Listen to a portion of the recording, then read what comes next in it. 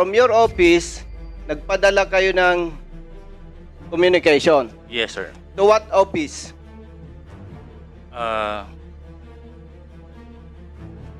Ang last Hindi, wag ganon. Yes, sir. Colonel Cunanan, we are wasting time here eh. Copy of the communication. Saan office mo in-endorse? Is it sa Chief PNP or DPRM? Personally, hindi ko po nakita yung communication, but Hindi, my ganito, secretary... Colonel Cunanan. Nakakaya sa mga resource persons natin eh, para tayong nagsasayang ng oras dito eh. Gusto ko lang pong balikan si Colonel Cunanan kasi paiba-ibang sagot mo kanina. Ba't hindi ka sigurado? Nung tinanong ka kanina, sinagot mo PCDS. Yes, sir. Tinanong kita ngayon, parang hindi ka sigurado. Saan Your mo ba Honor, talaga pinadala? Your Honor, I'm not the signatory of the letter po. Kasi Iyon I na just nga read ang it. problema eh. Kasi tinatanong ka ni Colonel Busita, now Congressman Busita, sinabi mo PCDS, now you're telling us that you're not officially affect ng signature doon? Ano ba talaga? Sir Chair, doon lang po sa concern dito. Nandito po tayo to conduct investigation. And most of the resource persons na dapat nandito ay wala ngayon, Mr. Chair. Mr. Chair, gusto ko lang malinawan kay Colonel Cunanan. Nandiyan po ba?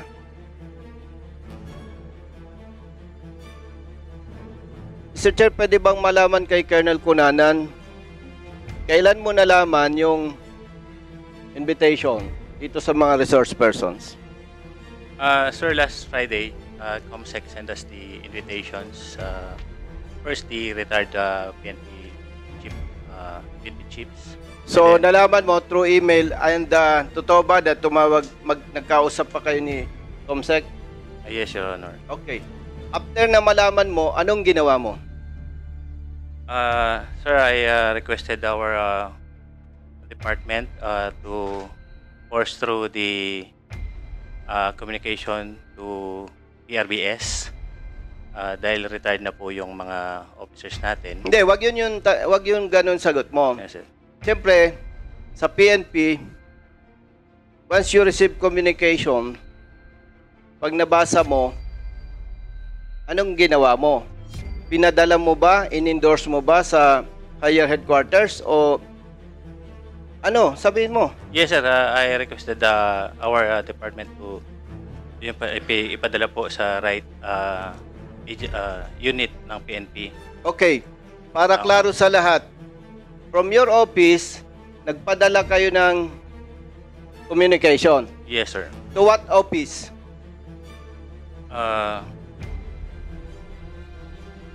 Ang last Hindi, wag ganon. Yes, sir. Colonel Cunanan, we are wasting time here eh. Ang tanong sa'yo, nung ma-receive mo, inaksyonan ninyo, tama? Yes, sir. May ginawa kayong formal endorsement? Yes, sir. Meron po. Okay. Kaya mong isubmit yan sa committee? Yes, sir. We will, Okay. I will request for the copy of the communication. Saan office mo in-endorse? Is it sa Chief PNP or DPRM? Personally, hindi ko po nakita yung communication, but Hindi, my ganito, secretary... Colonel Cunanan. Nakakaya sa mga resource persons natin eh, para tayong nagsasayang ng oras dito eh. Gusto kong maklaro, from your office, gumawa kayo ng formal endorsement Yes, sir. do sa letter Yes, sir. or invitation. Yes, sir. Kanino naka-address yung letter ninyo? Sir, though I haven't seen personally... Sabihin mo ng the letter. diretso, gumawa kayo, hindi. Sir, gumawa po kami, sir. Kanino naka-address? Sir, kay Chief PNP, sir, kasi... Okay, sir. wag nang kasi. Kasi limited time tayo. Yes, So, naka-address kay Chief PNP. Siyempre, pwedeng for the Chief PNP, attention DPRM. Meron pa bang ibang office concern kung saan mo pinadala o direkta sa Office of the Chief PNP? Sir, kay TCDS, sir. Oh, TCDS. Can you prove that? Yes, sir. Oh, Mr. Chair, nililinaw ko po ito. Para malinaw sa atin, ginawa po ni Colonel Cunanan ng office niya. Yun dapat niyang gampanan. Yun po ang dapat nating matrace. After na masend sa office of the TCDS, what happened? The Chief Directorial Staff, Mr. Chair. So, kasi po, kung babakbakan natin si Colonel Cunanan halimbawa, pati yung major na legal officer, parang mali. Dapat klaro kung sino yung responsible, sino yung hindi nag-act accordingly. Yun dapat, Mr. Chair, ang mabigyan ng show cause order. Kasi kawawa yung ibang junior officers namimilipit, hindi alam ang isasagot So for that matter, Mr. Chair, malinaw po na ginawa ni Colonel Cunanan from his office yung trabaho nila. And according to him, mapuprove niya, sinabit yung communication sa office of the TCDS ng PNP. Then after that, sino yung hindi ginampanan yung trabaho, kaya tayo, mga nakanganga dito. Hindi alam ng mga resource persons na dapat nandito sila ngayon. Sayang yung oras kasi, Mr. Chair. Maraming salamat po. Thank you. Do you have any interjection, Congressman Carap? Anyway, this is just all administrative matters, Mr. Chairman. Well, in fact, I have not yet proceeded with regards to documents being requested by this committee during the previous hearing. But, gusto ko lang pong balikan si Colonel Cunanan kasi paiba-ibang sagot mo kanina. Now you have submitted that invitation doon sa kanino? Ano na office? Ba't hindi ka sigurado? Nung tinanong ka kanina, sinagot mo PCDS. Yes, sir. Tinanong kita ngayon, parang hindi ka sigurado. Saan Your mo ba Honor, talaga pinadala? Your Honor, I'm not the signatory of the letter po. Kasi Iyon I na just nga read ang it. problema Kasi tinatanong ka ni Colonel Busita, now Congressman Busita, sinabi mo PCDS, now you're telling us that you're not officially affect ng signature doon? Ano ba talaga? It was my boss, sir, who signed the signature to the TCDS. Then you produce the document Yes, sir. that you're telling Congressman Busita. Yes, Your Honor. Mr. Chairman, better invite in next hearing yung opisina ng PCDS para at least malinaw to. Isa naman ngayon, we don't have any conclusion yet. But as per the answer of Colonel Cunanan, paiba-iba yung sagot niya. Kaya nakakalito nga. Kaya just to confirm, please submit the document and better invite in the next hearing the PCDS. Now, Mr. Chairman, there are still resource persons that were invited and as of today, they are not present, particularly the former CIDG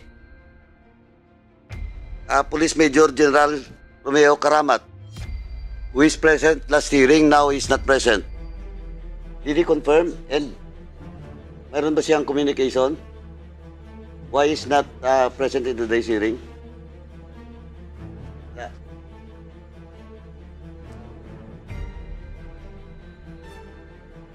So no reply. But he has received. Yes. Do you have a received copy for that? Sir, please send. Pero sigurado natanggap niya. But no reply. Mr. Chairman, I move that we will issue a show cause order for Police Major General Romeo Karamat for not attending today's hearing without any explanation why she should be cited in contempt, Mr. Chairman. There's a motion. Is there any second to that? Okay, been moved seconded. Mr. Chairman, I just want to clear it. It is just a show cause order. Well, in fact, that is not a subpoena. Just a show cause order. Number 2, Mr. Chairman, ideya, nandito naman.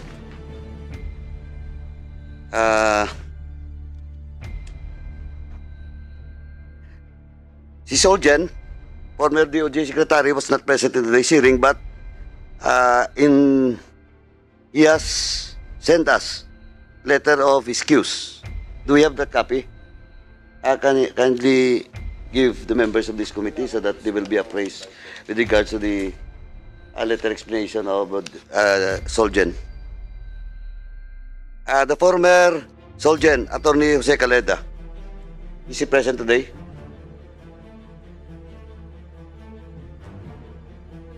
We cannot locate Solgen, former Solgen Caleda.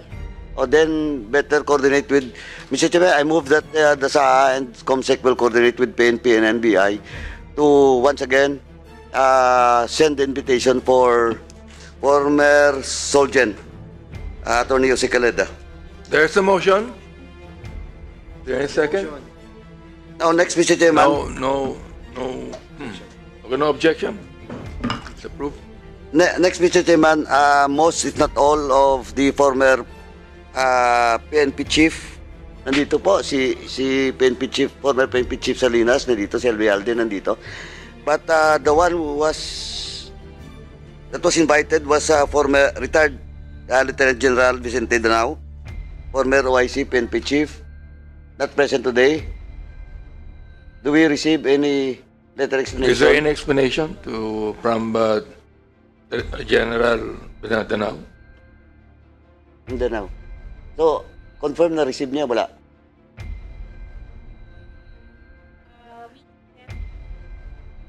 You sent him an email, baka ang email niya, hindi na gumagana yon. Ang question is, do you have a received copy with that email? Wala. Wala. So then, Mr. Chairman, I move that we will issue again an invitation for former OIC PNP Chief, Lieutenant General Vicente Danao, and to be coordinated with the Philippine National Police, Mr. Chairman. There's a motion. No objection. Hereby approved.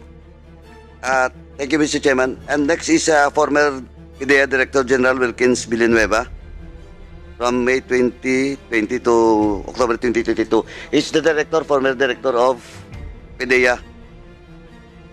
He was present the first hearing. Yes. He was present the first hearing, but now he's still invited. He's not present. Did he receive the invitation? Do you have a received copy for that? Via email. So, Mr. Chairman, since he was present in the first hearing and now he's absent, I would just like to, Mr. Chairman, to reiterate that he will be sent an invitation for the next hearing.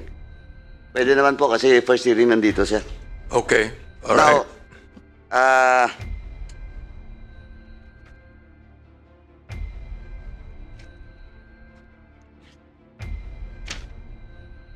Okay, that's all for the invitees, Mr. Chairman, who is not present at today's hearing. Now, let me proceed, Mr. Chairman, as part of this administrative work of this committee, Mr. Chairman. Number one, Mr. Chairman, we have sent a letter to Rappler. We have requested Rappler to duly validate the veracity of the news content as cited by Attorney Conte's presentation. Is Attorney Conte present today? And based on the remarks coming from the COMSEC, it was acknowledged by Rappler, but we have not received the answer reply with regards to the validation of that veracity of the news content. Is Rappler present, Mr. Chairman? Wala po. I don't think so. So Mr. Chair, are they invited? Yeah. Oh, so Mr. Yeah. Chairman, are they present, Curio? No. So, Mr. Chairman, since Rappler is present in today's hearing, and they were invited, may I move, Mr. Chairman, that Rappler will be issued a COCOS order to explain why they should not be cited in contempt for not answering the request of this, the invitation of this committee, Mr. Chairman. At the same time, Mr. Chairman, to reiterate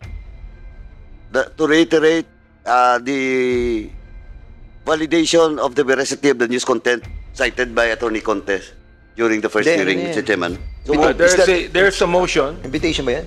invitation to invite No, Rappler. Showcase. Showcase na. Showcase. Second motion. Okay. Mr. Moved and Chair. seconded. Mr. Chair. No Mr. objection. Chairman, For clarification. they were not invited para today's hearing. We just requested the document. So, I will just like to amend my motion, Mr. Chairman. I move that Rappler will be invited into next hearing.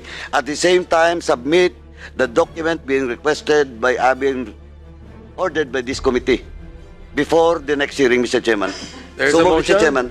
Any second? Mr. Chair, may I have some clarification? Dun sa Rappler, sino po ba yung pinapa-invite natin? Anybody Yung that can answer the query in this committee? Anyone in the Rappler. On the news item? Oh, news item. Okay. Any second? Motion yun. Yeah. Okay. Motion is approved. Next, with regards to administrative documents being asked by this committee, Mr. Chairman, is the document being requested from the NBI, the data on drug operations which resulted in the deaths during PRRD administration. Ang remarks was only, the letter was acknowledged. Is NBI present today? Do you have the document, sir? We have the partial report, Mr. Chair. You have the partial report. Have you Yes. submitted that to the committee? Not yet, Mr. Chair. So please submit that partial report and then please fully comply on the next before the next hearing. Yes, Mr. Chair. Thank We'll you. comply. Thank you, Chairman. And lastly, Mr. Chairman, no, not the last, 1, 2, 3, 4, 5. There are 5 items, Mr. Chairman. Number 1, Mr. Chairman,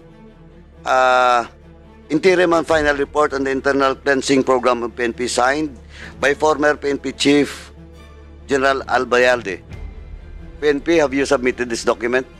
You have acknowledged the letter, but you have not submitted it to this committee. Mr. Chair, may I ask again the particular document requested? Yung for internal cleansing during the time of General Albayalde. Interim and final report. I will follow it up, Mr. Chair. You are not present last hearing. I was present, Mr. Chair. You were present. Yes, Mr. So your staff or you have not taken notes. I have on taken that notes, request. Mr. Chair. Oh, please check and Yes. please submit it before the next hearing. Yes, Mr. Chair. And next, Mr. Chairman, PNP pa rin to. A copy of the Memorandum of Understanding signed on July 17 between PNP and CHR.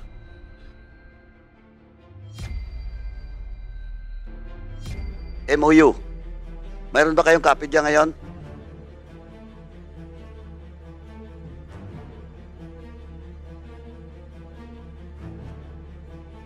Mr. Chairman, from Colonel Magsino po, from Human Rights Affairs Office of the PNP. Go ahead, Colonel Mugsino. Yes, yes, sir. Sir, actually, upon receipt of the... You have taken your oath, correct? Yes, sir. Okay. And I don't need for you to discuss about it. I'm just asking the document to be submitted in this committee being required during the last hearing. Did you submit? I have a hard copy of... Please submit now. Please submit it to the committee. That is the MOU. Tama? MOU between CHR And and... PNP. PNP and CR, sir. Yeah. NCR. NCRPO. It's only PNP and NCR. Yes, sir. What we are asking is the MOU between PNP and CHR. CHR, Committee on Human Rights. Actually, yung proposed MOU ay ongoing pa, sir, under study pa between CHR and PNP. What is this signed July 17? Ano yung hawak mo? NCR lang. NCR, sir. Draft. And so the MOU is only NCR level, Yes, sir. not national level. No, sir. Then submit that draft. Yes, sir. It was not yet signed. Signed by the former NCR director and the former chairperson of CHR. NCR director, sino yon? Ang nakasulat dito, sir, Police Deputy Director General Reynaldo P. Varilla for NCRPO, and for the chairperson of CHR is Honorable Bonifacio C. Kisumbing. Kailan yan? Please check the date. September 2007. That's not the one daw, sabi ni Comsec. It's Colonel Badio daw that mentioned about it. Is Colonel Badio present today? Yes, General Balde is represented by Colonel Magsino, Mr. but you have You have take note of that request last hearing? No, Mr. Chair. Oh. The representative of Colonel Baldeo is present. Sino po yun? Ay, ikaw po. So, you're telling us now that it is an NCR, CHR. NCRP on CHR. MOU. Tama? Please. Actually, baka nagkamali sir yung binanggit ni Brigadier General Baldeo regarding taon. Kasi 17 ang sinabi niya, 2007 naman nandito sa amin sir. Anyway, please submit na lang po, no? Yes, sir. And, Comsec, please check na lang the minutes of the last hearing para malinaw po if it's either NCR or national. Next, Mr. Chairman, PNP pa rin to. All command memorandum circulars and operation of PNP and War on Drugs campaign. Have you submitted? Do you have a copy of that? Generally? Yes, sir. We have submitted that already, sir. When? When did you submit it? Sir, yung... Wala pa, wala pa. Yeah, have not generally, wala pa po. Pag-iano lang, if you have a copy. Yes? We have a copy, sir. The hard copy which was submitted by Directorate for Operation was forwarded to our Chief PNP for his signature in the endorsement. Pero hanggang ngayon di pa napirmahan. Pero mayroon kaming dala-dala na hard copy consolidating all the memorandum circular regarding... pakasabit lang po. But that, yes, that is not yet official. Please tell your PNP chief that he should sign that document. And then bring that document before the next... submit the document before the next hearing. Is that the same thing that... That's the same thing generally saying? Yes, sir. It's the same, sir. Oh. Chairman, kindly... the PNP should submit it today, though it's a draft, just for the guidance of the members of this committee. At the same time, the official document that should be signed by the PNP chief should be submitted before the next hearing, Mr. Chairman. Thank you. Mr. Chair, before we start sa mga resource speakers, no? Sandali, hindi pa ako tapos. Hindi ko ba tapos? Ang May haba dalawa na eh. pa. Okay, Mr. Chair, sorry. Relax. Sige, go ahead. Relax, Gob, relax. Anyway, second to the last na lang po to. PNP inventory of cases filed during the operations on War on Drugs campaign. PNP pa rin to.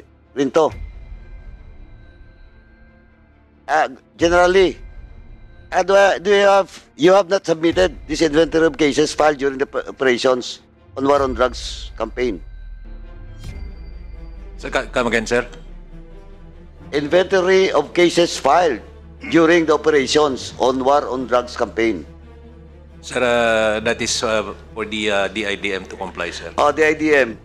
Yes, Mr. Chair, we have it, this report, Mr. Chair. As you have now in your possession. We have it now, Mr. Please submit it to this committee. We will do so, Mr. Chair. Thank you, Chairman. Last na lang, Chairman. PNP pa rin to. Data on the 6,252 alleged EJK per region. Have you submitted it? It's in one report already, Mr. Chair. So, along with it. you have just submitted today or you're We will still... submit now, Mr. Oh, Chair. please We submit have it now. We have it, Mr. Chair. Okay, thank you. Thank you, Chairman. That's all. Mr. Chair. Okay. Mr. Chair. Yes. Napansin ko lamang po, no, bago tayo tumungo sa ating mga resource speakers, napansin ko lamang po that those documents that are being asked by this committee, it's either hindi pa nila nasasubmit or isasubmit lang nila today sa hearing. And lost opportunity na po tayo, Mr. Chairman. And that's the reason why we asked that no the last hearing para at least may mapag-usapan tayo lengthily dito po sa gaganapin nating hearing. And unfortunately, it's either hindi pa nabibigay or ngayon lamang ibibigay. So may we remind the resource speaker na sana po kapag may mga hiningi kami mga dokumento, submit na 3 days prior to the hearing. And reminding also the COMSEC to remind yung ating pong mga resource speakers to submit it on the right rightly time. Para na sa ganun, nababasa po ng mga members. Kasi very crucial po yung mga hiningi natin dokumento. And I believe that one of the documents that were asked, ni-request ko po yan. And that's the reason hindi ko pa alam at kung ano pang itatanong ko. Dahil nakabase po yan dyan. So, sana po ay yun ang gawin ng ating COMSEC and also the resource speakers. Maraming salamat po, Mr. Chair.